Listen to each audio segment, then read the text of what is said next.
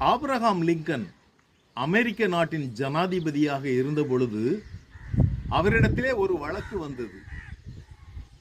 ஐயா, இராணுவத்தில் இருந்த இந்த மனிதன் டியூட்டி வேளையின் போது தூங்கிவிட்டான் என்றார்கள். அவன் பெயர் ஸ்காட்.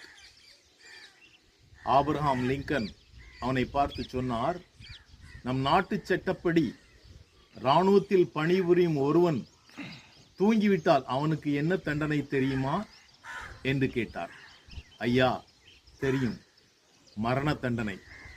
நான் போர்க்களத்தில் வீரனாக மரணிக்க வேண்டும் என்று நினைத்தேன். ஆனால் என்னுடைய துரதிர்ஷ்டம் மரணத்தண்டை ஏற்றுக்கொள்ள வேண்டியதாக இருக்கிறது என்று சொன்னான்.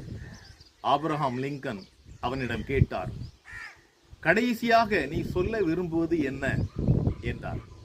ஐயா, என்னுடைய மரணத்தை பற்றி நான் கவலைப்படவில்லை. என்னுடைய நண்பன் ஒயிட் காய்ச்சலினால் அவதிப்பட்டான்.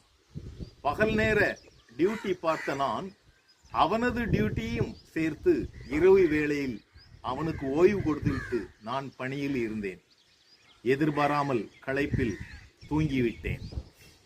என்னுடைய தாய் ஒரு விதவை.